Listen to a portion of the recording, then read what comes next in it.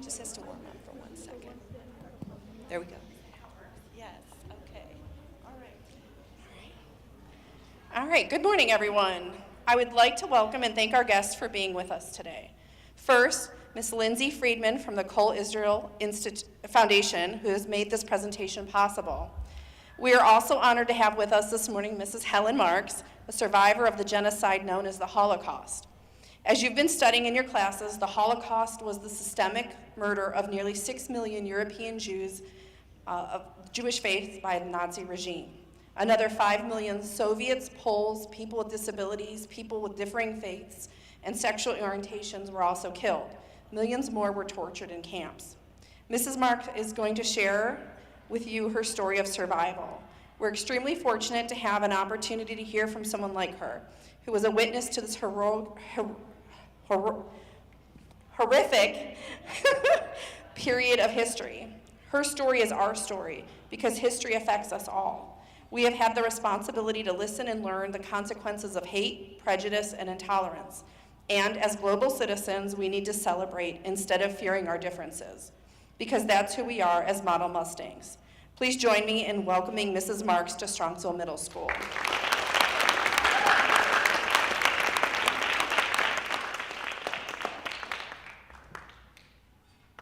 Anything electronic gets me a little nervous, so thank you for being an audience. I appreciate being here. This is my 3rd year, so it feels really nice to come back. I appreciate having an audience who will listen to my story and hopefully will learn something. It is a very difficult time in our lives in this country where there is more anti-Semitism, there is more general hatred, prejudice, bigotry, all the other ugly things. And unfortunately, there was a man by the name of George Santayana who said, "Those who forget history are doomed to repeat it." And that's kind of scary. With that said, I would like to make one correction in my introduction. It was believed originally that maybe 11 million people were killed during World War II. There was a French priest by the name of Father des Bois who traveled throughout Eastern Europe, Soviet Union, etc., and he found more mass graves. So after his explorations and findings, they think there was more than 11 million. There were probably 14 million or possibly even more.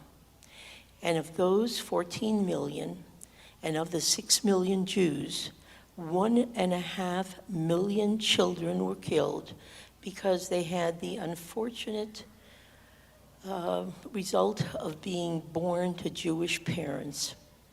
Little kids don't have any philosophy about religion. They don't even know what religion they are.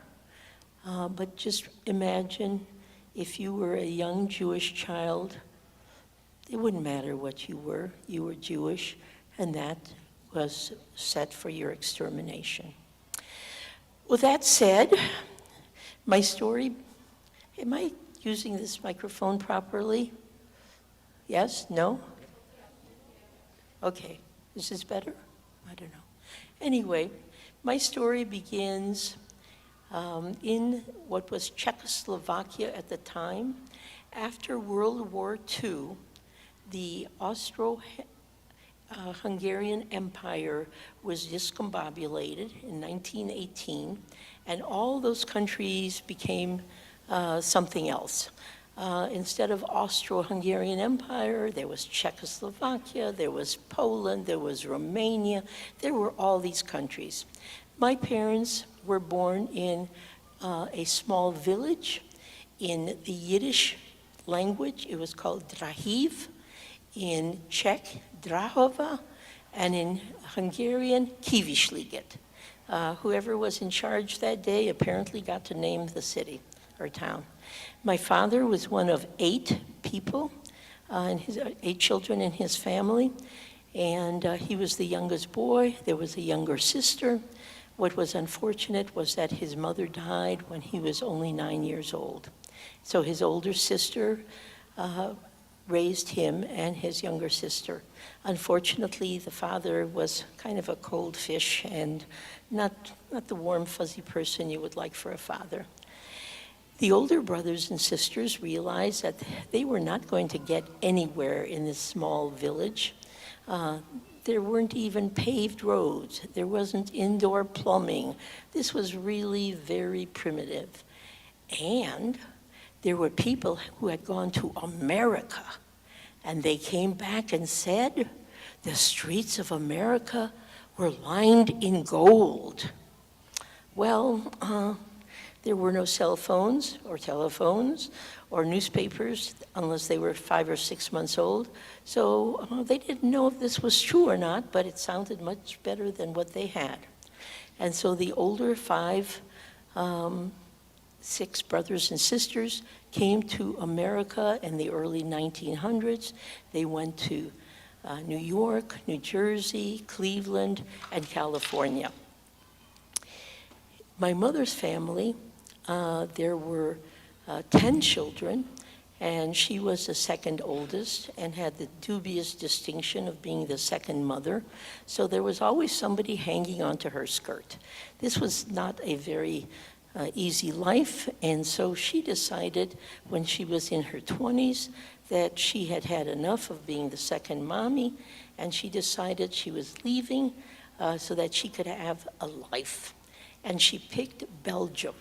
Now, for those of you who are familiar with a map, Belgium is this little dinky country between France and Germany. It's the size of Maryland. And when you look at the map, Maryland can't even be written out. All it says is MD because that state is so small. And the reason she picked Maryland was that her aunt, her Tante Sura, was there, and that was her mother's sister, and she was becoming a diamond cutter. Tante Sura was actually an expert diamond cutter, and she would teach her niece how to do so. And there was only one problem. My mother already spoke 5 or 6 languages, but she did not speak the language that was in Antwerp. Antwerp at the time was the diamond cutting capital of the world, and they spoke Flemish. Flemish is a Germanic, Dutch kind of language that doesn't sound like anything, other languages, but she had to learn that. And meanwhile, when she had still been living in Drahiv, Drahova, Kivisliget, there had been a young man interested in her, and so he followed her to Belgium, and they were married October the 29th, 1939. Now, this was not necessarily an auspicious time because September 1st had been when Germany, when the Nazis invaded Poland. That is, in a way, the beginning of World War II, but actually it was kind of the frosting on an already started cake. What had happened was in November 9th, 1939, there was something called Kristallnacht. the Night of the Broken Glass. And what this was quite ugly. There had been a young Jewish man by the name of Ernst Greenspan, who was very angry at how the Nazis were treating the Jews. And so he decided to go and kill the German ambassador. Well, the German ambassador wasn't available, so he killed somebody else, another German. And with this killing, the Nazis felt that they could turn all the Germans loose on the Jews and in retaliation. And so the Germans, mostly Nazis, went around killing Jews. They killed 100. They destroyed Jewish homes. They destroyed Jewish businesses. They looted. This actually went on for 2 days. And the German Jews could not understand what this was all about. They were Germans. The fact that they were Jews to them was incidental. They were Germans first. They had been kicked out of England in the 1300s, kicked out of Spain in the 13, 14, and 1500s, kicked out of all these different places. But around the year 1000, 1100, Germany had welcomed them. They were doctors, good doctors, lawyers, merchants, goldsmiths, silversmiths. They were very valuable to Germany. Why was this happening to them? And some people thought it was an aberration, it was an anomaly, it was a mistake somehow. And they said it'll all get better. But a lot of young German men saw the writing on the wall, as it said, and they left. Many of them who came to America ended up at Camp Ritchie in eastern United States, and there they started becoming the interrogators and the people who would be questioning the Nazi prisoners. They provided an excellent bunch of information because they spoke to other young Nazi soldiers who, they were their pals, they were their friends, and that was actually the beginning. At any rate, when the war started, it got to be a situation where the top 15 Nazis wanted to be able to track down all the Jews, and they had what they call the Judenregister. This is pretty self-evident. It is a register where each Jew had to register at something like a city hall, address, other Jews in their family, etc., making it easy for the Nazis to find them. My father was number 9100. My mother would be 9101. And as you can see, they had red pens, and they had to correct everything they didn't like. On my mother's 9101, at the top, it says Jud, which is Jew in Flemish and in German, and Juif is Jew in French. So they were identified. Shortly after this, the top 15 Nazis met in a place in Germany, and there in a beautiful, not exactly a palace, but something almost gorgeous like that, the top 15 Nazis decided on what was going to be the final solution. That is a euphemism for the total eradication of all Jews. Hitler told the Germans and the Nazis that when World War I ended and they were left in bad shape, they had to pay reparations to the countries that they had fought with. They were they were starving. If you wanted to buy a loaf of bread, you practically had to have a wheelbarrow full of money because Germany had to pay back all these countries that they had fought with and lost. And Hitler was very adamant The Germans were the elite. They were the smartest people. They were the most cultured people. They were the best people in all of Germany. Why was this happening to them?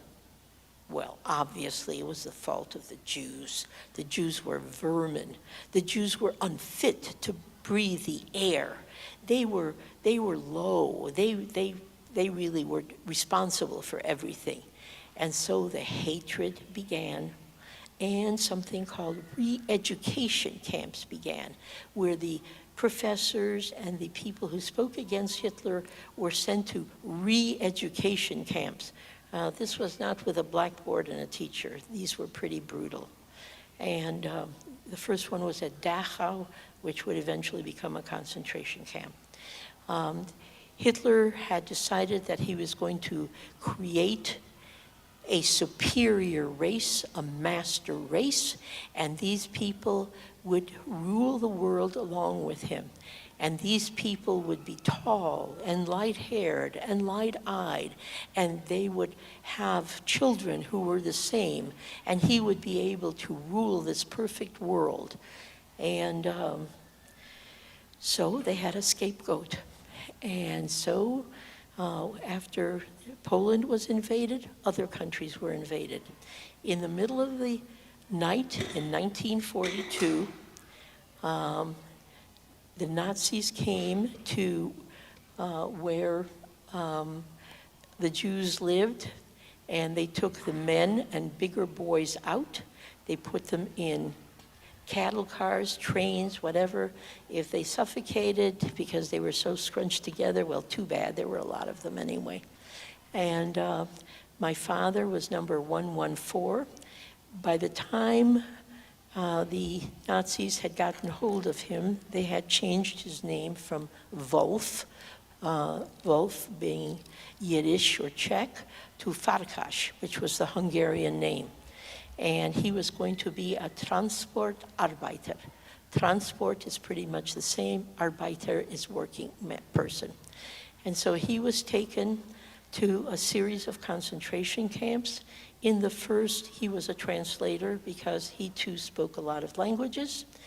And, but that didn't last too long. He went from the initial camp, he was in Buchenwald, he was in Jawiszowiec, he was in a whole bunch of camps, till he ended up at Auschwitz-Birkenau, and that was the worst camp. At Auschwitz, they had the crematoriums, they had the gas chambers, and they had more people killed there than probably any other camp. Now, the Nazis were very, very determined to keep track of every single body. And they were trying to figure out how they could do this. Now, at some of the smaller camps, the people had a tag clipped onto the pocket of their uniform. But at Auschwitz, there were going to be many dead bodies, so they wouldn't be wearing a uniform, and there was no pocket to clip on. So at first, they came up with a multi-pronged bunch of needles. And those were stuffed into the chest of a person. The bleeding, the pain was so horrible that people passed out, so that wasn't very convenient. Then they came up with a new idea. On the inside of the left arm, they would tattoo numbers. And my father became 70804. Now, if you put a comma after the first zero, that means he was the 70,804th prisoner to come in there. And you may not be able to read that whole page, but one word on there that is kind of familiar, there's a word gross, which actually means weight, and he weighed 174 pounds when he went into Auschwitz. Unfortunately, the food was not very good or plentiful, and in more recent times, what ended up happening was there was a study done to see how many calories these people actually got, and it was determined that the average person needed 2,200 calories to remain healthy. a prisoner in the concentration camps, if he or she were lucky, got 104 calories. Needless to say, many people died of starvation, people died of disease, and there were lots of dead bodies, but at least they all had identification on them. My father was put to work in the coal mines because that was their form of electricity and power. And coal mining is very, very hard work. They worked from dawn till night, and then they were sent to the barracks, which were beds stacked up against each other, bunk beds, and there were no blankets, no pillows, nothing. The heat of another body next to a person was the only thing that kept them warm. At any rate, at one point, my father broke his arm, and he knew that he could go to the hospital, but the hospital would be emptied out periodically with no warning, and those people would be sent to the gas chamber. So he didn't want that to happen. He found a tin can, wrapped it around his arm with a piece of wire, and went back to work. This went on for quite a while. He was there for almost 3 years, something like 33 months. But at one point, he had had enough, and he no longer could deal with the brutality. The guards enjoyed being brutal, the starvation, the cold, the mistreatment, etc., and he decided to commit suicide. I think I can speak loudly enough that you could hear me without the microphone. And what happened was he decided to take this blanket, and he would walk to the edge of the camp, which was surrounded by electrified wire. And when he got close to the electrified wire, he would put this over his head and keep walking. He would be electrocuted. This is the only story that I ever heard, and I got it from my mother years later. My father never talked about his experiences simply because saying they were unspeakable is not enough. There are not enough words to describe how horrible it was. And being that you can see this blanket, it's a Goodwill blanket, red stripes, no tags, not made in China, and it's in very good condition. So obviously you can deduce that my father did not commit suicide. And the question is why? Well, this was the story we got, one of the few stories we got. You're still able to hear me? Okay.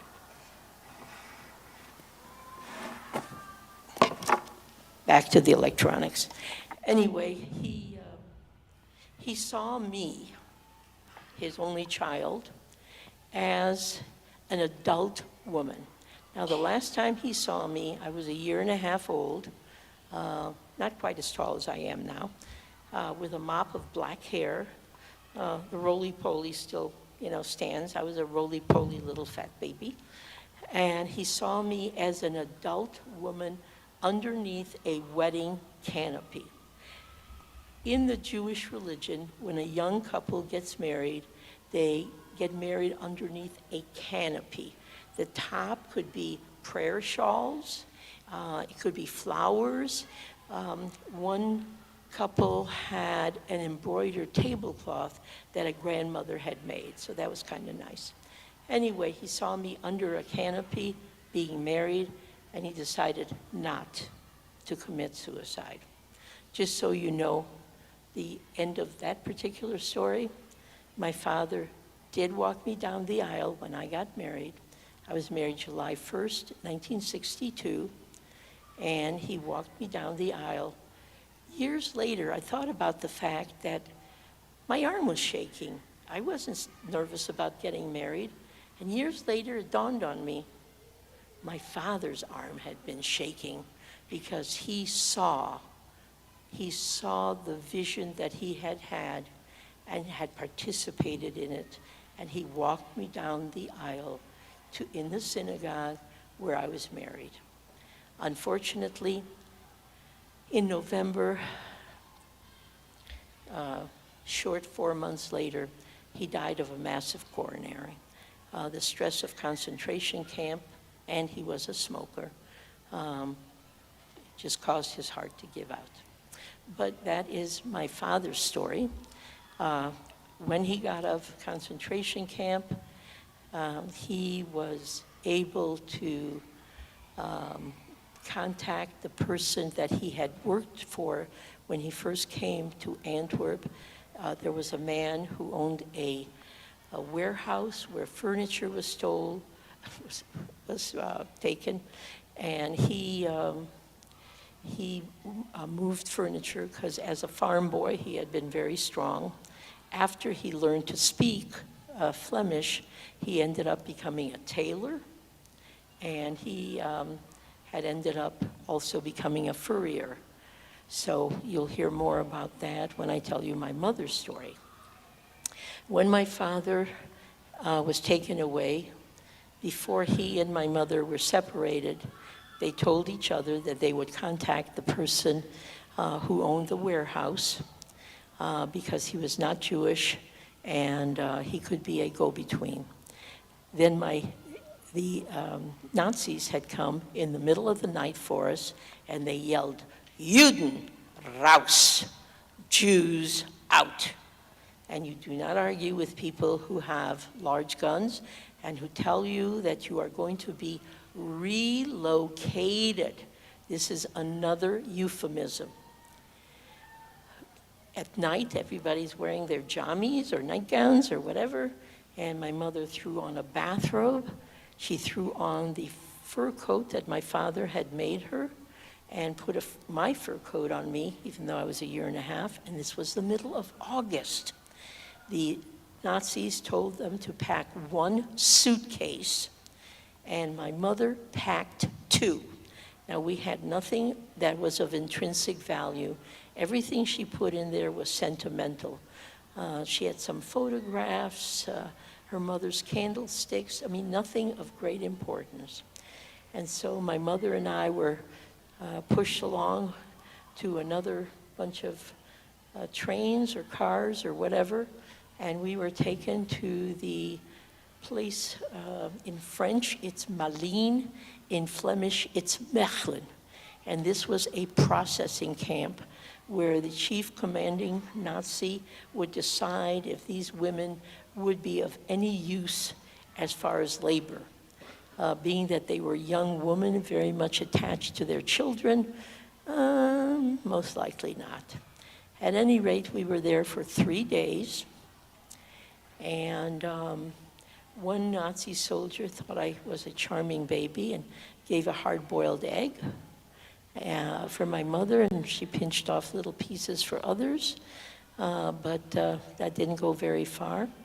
And after 3 days, when we had been given no food or water, my mother was called into the chief commanding officer's office.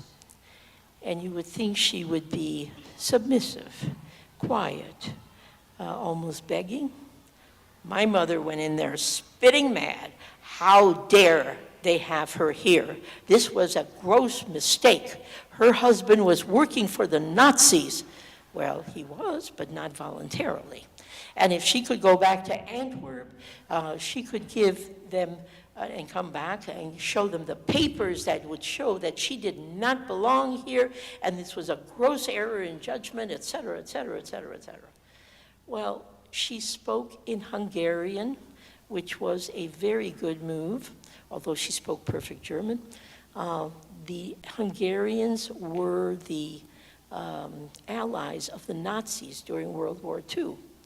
And after she finished, are we coming or going? No. After she finished chewing out the commanding officer, here's this woman who's barely 5 feet tall. He told her she could go. And she had no intention of coming back. And being that that was the case, she wanted to take one of her suitcases, take both of them. So here's this little woman wearing a nightgown, a bathrobe, a fur coat, carrying a fat baby and 2 suitcases. And she looks like she is not quite with it, because in those days, August in Belgium was hot, hot, hot, hot, hot. Anyway, we went on public transportation, went back to Antwerp. And there, our apartment had been cordoned off. If any of the Nazis had wanted anything, not that anything was worth anything, they could have taken it. And we were in a difficult situation. Neighbors did not want to shelter us. They did not want to share their ration coupons, because you had to stand in line for hours and hours to get a stick of bread or margarine or anything. And if you got to the front of the line, there might not be anything left. And so my mother was in a predicament. We went and stayed in the warehouse. The owner allowed us. And by this time it was getting cold. And my mother had no food, neither did I, of course. And we were literally starving.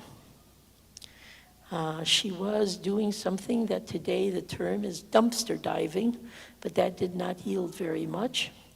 And my mother's greatest aim at this point in her life was to have her child survive. And I got sick. Of course, there would be no doctors. She had to do something dramatic, drastic. She had a cousin by the name of Lenka.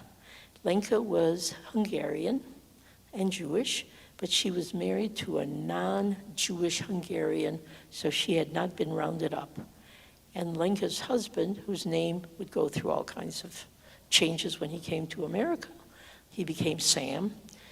He was acquainted with a nun who ran a midwife hospital, training for midwives. And Sam asked Sister Rose if she had a student whose family would be willing to take in a Jewish child. And he talked to Sister Rose, and she talked to a young woman by the name of Gilberte Delfos. She's the one in the pretty blouse. I'm the one with a strange ribbon on her hair. And that dog was my favorite human, well, 4-legged human.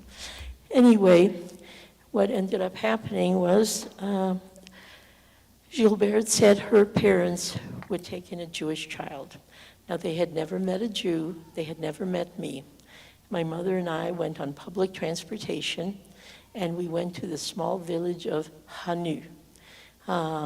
It was another farming area, very, very basic. And when we got there, and we had not been stopped on any transportation, which was miraculous, Gaston, the father, and Gabrielle, the mother, there at the top there, they welcomed us in French, which we did not speak. My mother and I spoke only Flemish. And here's my mother leaving her child with people to whom she cannot talk, who cannot understand her, from whom she cannot get any reassurance that they're going to take exceptionally kind care of her daughter. And my mother leaves, and she doesn't explain anything. And here I am with strangers who I don't know, and who I don't know what they're going to do.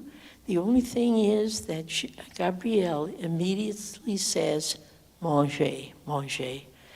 That means eat, eat, and puts all kinds of food on the table.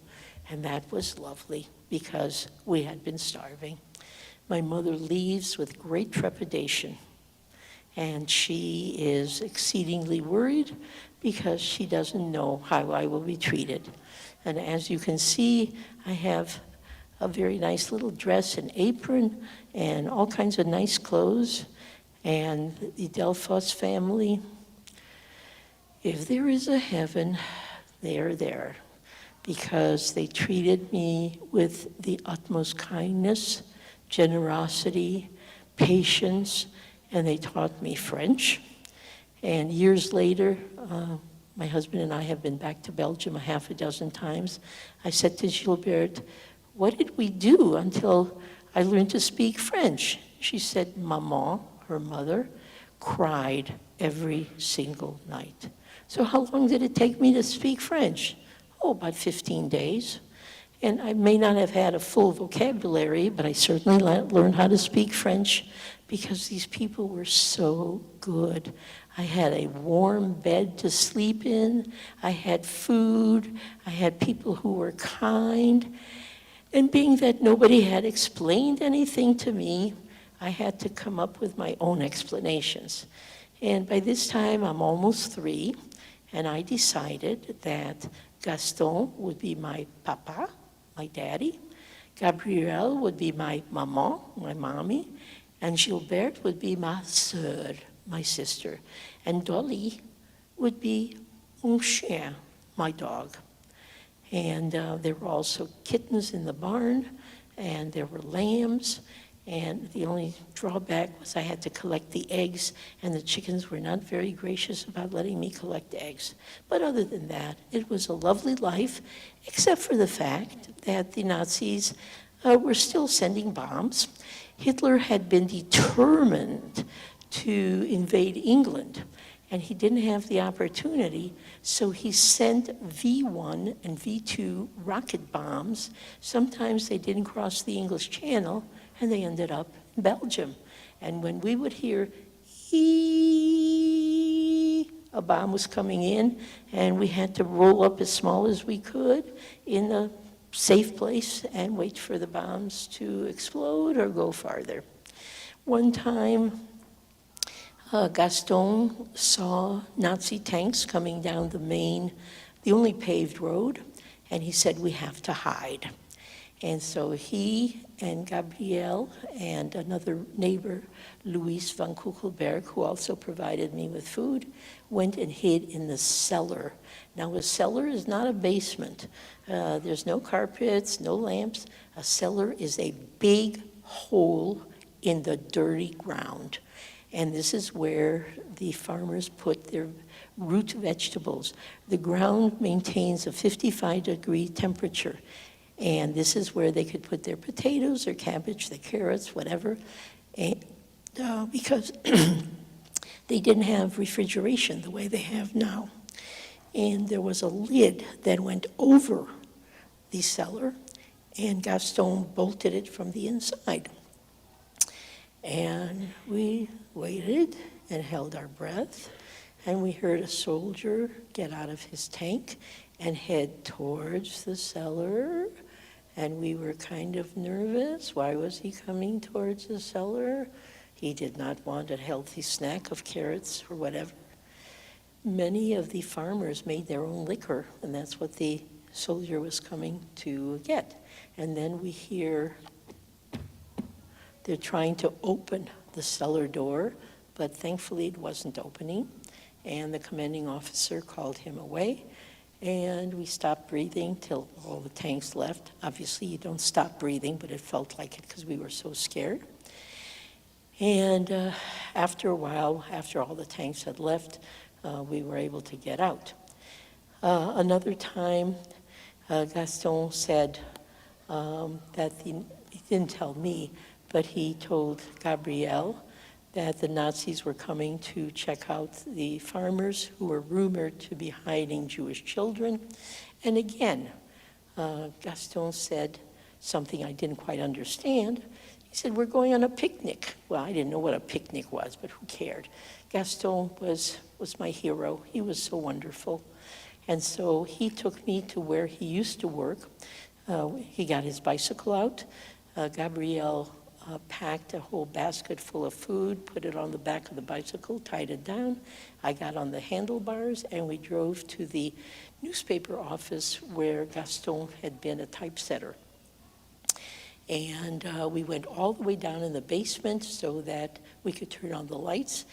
And when he had said we were going on a picnic, I didn't know what a picnic was, but this was fun. And so we were there for 3 days. And then we got out and went back. And years later, I said, you know, to Gilbert, I was always asking her questions. And I said, I don't remember ever not knowing how to read. And she kind of chuckled at that. She says, you remember when you went with Gaston to his office? I said, yes. Well, he had type there. In the 3 days you were there, he taught you to read. So my only positive experience from World War II was I learned to read when I was about 3 years old.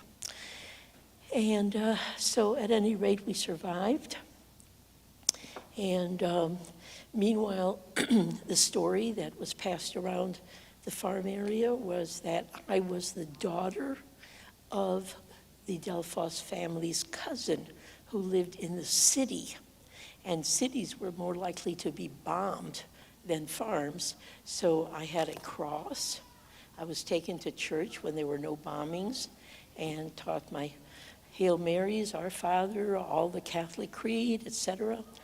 And I was told that this was my story, and I believed it. I didn't understand it, but I believed it. At any rate, when the war finally ended, my parents got back together, and in fact, my father came to the Delphos family for a month. When he came out of concentration camp, he weighed 95 pounds. And this was a man who had been 174 pounds. And it was what the Nazis called Muselmann, skeleton man. At any rate, we had an apartment in Belgium, 2 rooms and a toilet we shared with 5 families.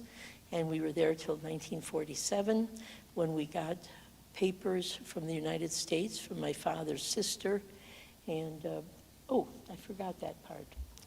Sorry, thank you. Oh, I forgot to mention that Gaston and his friend, who was a photographer in Antwerp, stole, at the risk of their own lives, this paper. This was an official document for my mother, so that she had positive ID that she was not a Jew. And in fact, one time she crossed the battle lines of the Battle of the Bulge. That was having nothing to do with Weight Watchers, but the Battle of the Bulge was where the Nazis were being pushed back by a rounded bulge, a phalanx of soldiers, and she was captured by the Allies. Now, the Allies were the Americans, the British, and the Canadians, and they figured she had to be a spy in order to cross battle lines. One soldier was adamant about shooting her because she was a spy. And the other 2, well, you have to remember, this is 1944. It's kind of tacky to shoot a woman. And they figured she'd be hit by stray bullets, but she wasn't. And she came to see the Delphos family, hoping that I would be fine.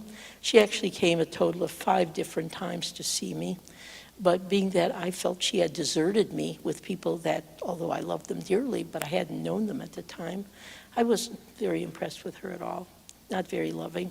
So this time when she came, she knocked on the door and I let her in. And she's so excited to see me. And I go, tant pis, so what? Which was not very nice.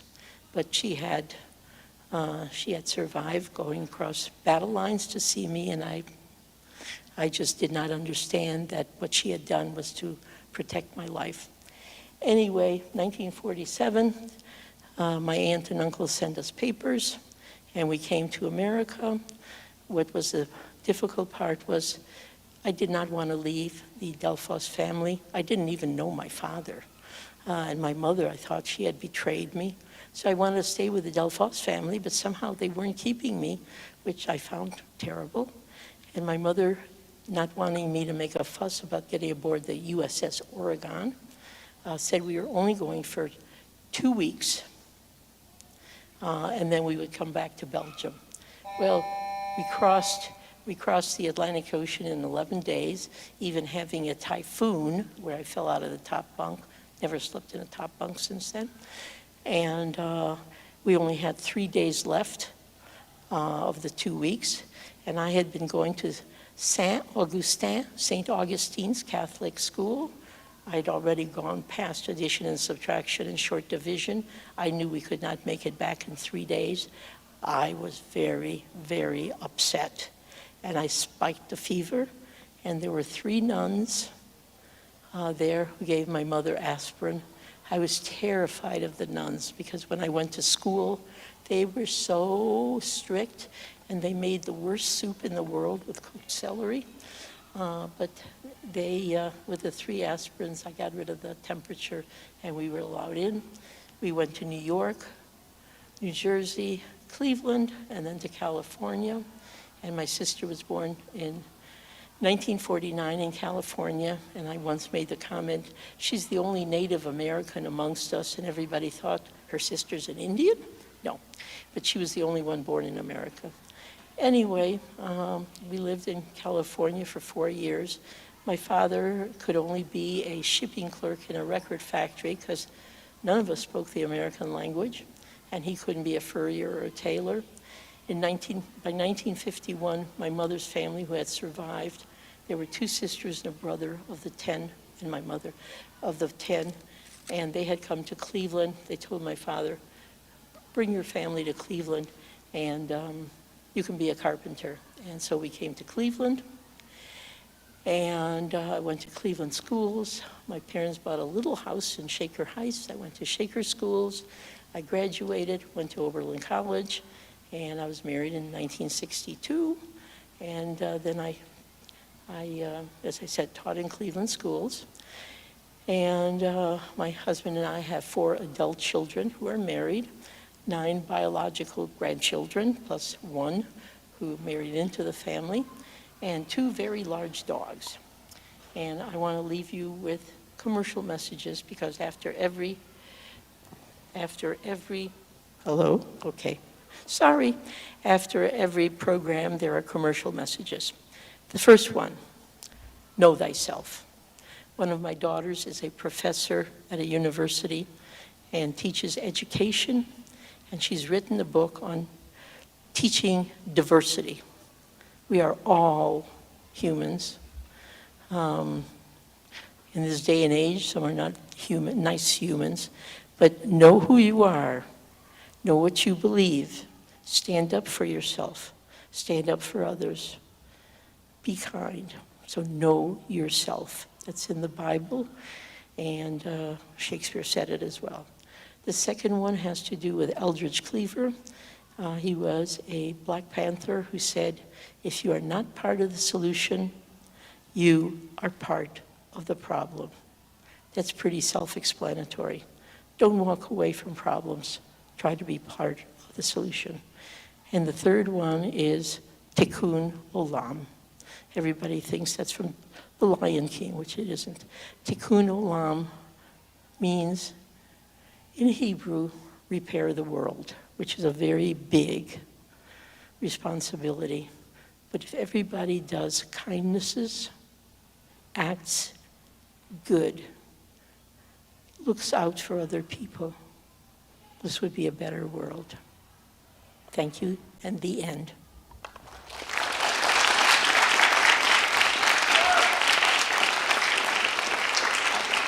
Do we have questions, or there's no time? Do we have questions? Yes.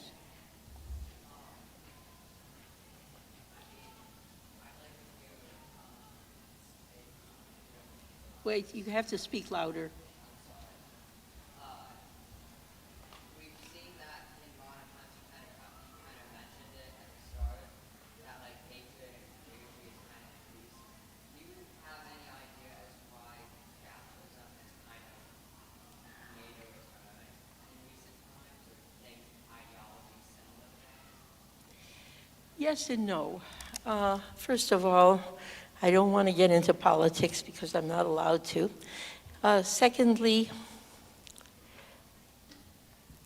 human nature is an amazing thing. In times of stress, in times of anxiety, in times of situations that one cannot control, many people cannot blame themselves. It's not my fault that this happened. It's all the people who are pink polka dotted or purple striped, but it's not my fault. And today, from our government, there is a lot of action that is racist, bigoted, all kinds of negative things. And people think, well, the government can do it, so why can't I? That's a very simplistic answer, and I'm sorry to do that, but that's as good as I could give at this point. Thank you. You're welcome. More questions? Yes?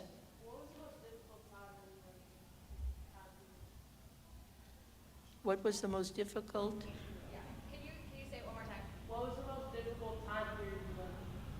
Okay, so the question was, just the people who are watching here too, what was the most difficult time you went through? Okay, so what was the most difficult? If you had to pick the most difficult thing you went through, what would you say it was? Actually, being in that cellar was very scary because it was dark and we could not make any noise. And I've been back to Belgium several times, and one time my husband and I went, our son, daughter-in-law, 2 grandkids, and 2 of our daughters went with us, which is a long story, and we went to visit the house where I had been. And a young man had bought it, and he was redoing the whole thing, and the cellar was in the back. And my 2 adult daughters said, let's go see the cellar. I said, no, I'm not going to go see it. And the only way that I could see it was later on, one of the kids had taken a picture of it, and in it there was a hot water tank and some other garbage or whatever. And it was really a small cellar. I didn't realize how small it was. That was one of the scariest times. And the other scary time was when there was a tugboat pulling the USS Oregon into the port of New York, and everybody it's foggy, and everybody's pointing to the Statue of Liberty, which I have no idea what that is. And I realized that I'm in a strange country. I don't know the language. I can't trust my mother because she lied, and I don't know what's going to happen.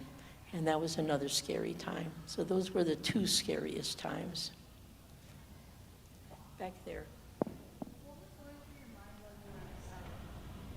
What was going through my mind? Well, yes, so the question was, so the people who are watching, what was going through her mind when she was in the cellar?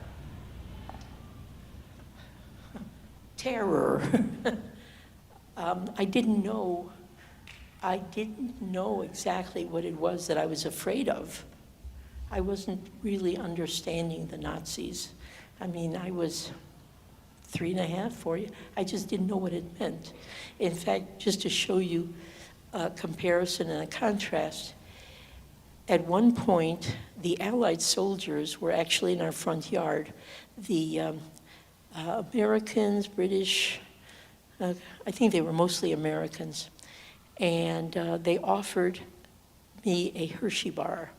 Now, I didn't know what a Hershey bar was, but I had such stories about the Nazis trying to poison children, I wouldn't take that.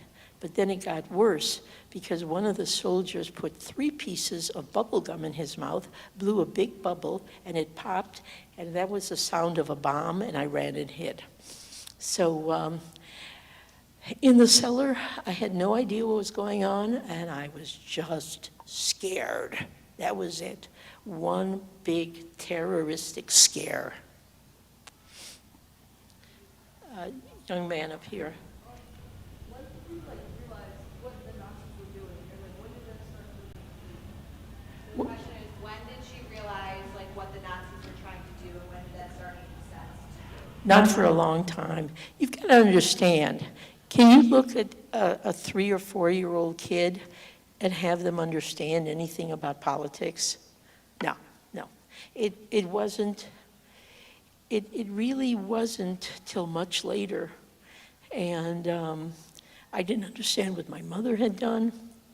I didn't understand a lot of things. And in fact, when we were in America, we were visiting some of my cousins, and a cousin of mine, a girl cousin, and I were walking up a hill, and I saw a blackout shade. Blackout shades were what people had during the war, so enemy bombers could not see the lights. And a plane flew overhead. I saw that, and the plane.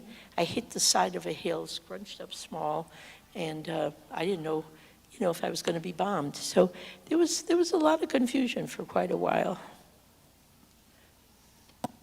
Over here.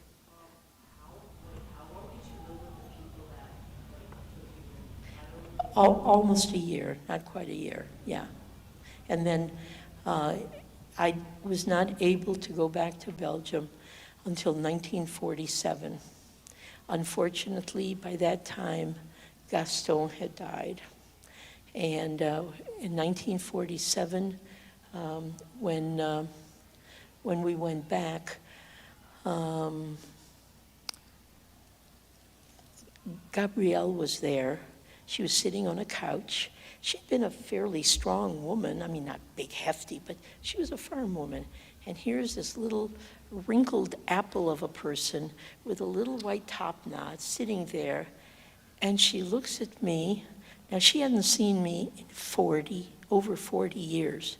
And she looks at me and she says, "Ah, la petite Hélène," the little Helen. I wasn't little anymore, and I didn't look the same. But the fact that she recognized me after 40 years made my heart almost burst. And then she just spaced out because I don't know what world she was in. And Gilberte, I got to see her up till just before COVID. Just before COVID, we went to see her. She did not tell me that she had heart problems. And that was the last time I saw her because she died 2 years ago. Do we have any more questions or time? All the time we have. So if we could all give one more round of applause.